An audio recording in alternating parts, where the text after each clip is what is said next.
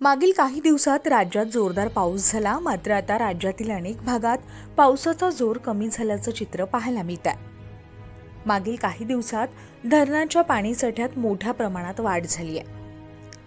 हवामान विभागानं दिलेल्या माहितीनुसार राज्याच्या काही भागात पुढील काही दिवस जोरदार पावसाची शक्यता आहे. जाणून घेऊयात हवामान विभागाचा अंदाज व्हिडिओच्या माध्यमातून.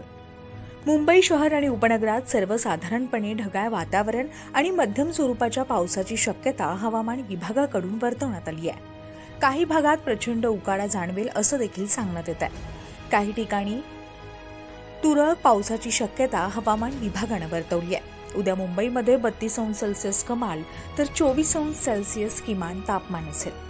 पुणे शहर परिसरात पावसानं विश्रांती घेतली आहे. गेल्या 2 दिवसांपासून पावसाचा जोर ओसरल्याचं दिसून येत आहे. काही दिवसांपूर्वी पुण्यामध्ये पावसानं मुसळधार हजेरी लावली होती. आता पुण्यातील धरण क्षेत्रात देखील पाऊस कमी झाला असून येत्या 3 दिवसात पाऊस मोठ्या प्रमाणात पडेल असं हवामान विभागानं म्हटलंय. उद्या पुण्यामध्ये 31°C कमाल तर 23°C किमान तापमान असेल. मराठवाड्यातील छत्रपती संभाजीनगर, जालना, बीड या जिल्ह्यांना देखील पावसाचा येलो अलर्ट जारी करण्यात आलाय. येथे सुद्धा काही ठिकाणी जोरदार पाऊस होणार असं हवामान विभागानं म्हटलंय.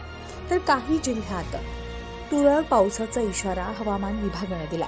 छत्रपती संभाजीनगरमध्ये उद्या 32°C कमाल तर 22°C किमान तापमान असेल.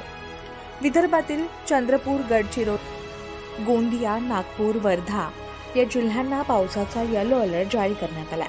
त्यामुळे या जिल्ह्यामध्ये जोरदार पावसाची शक्यता आहे. या भागातील नागरिकांनी योग्य ती काळजी घ्यावी असं आवाहन प्रशासनाच्या वतीनं करण्यात आलंय. नागपूरमध्ये उद्या 35°C कमाल तर 23°C किमान तापमान असेल. काहीशा विश्रांतीनंतर राज्याच्या विविध भागात जोरदार पाऊस कोसळेल.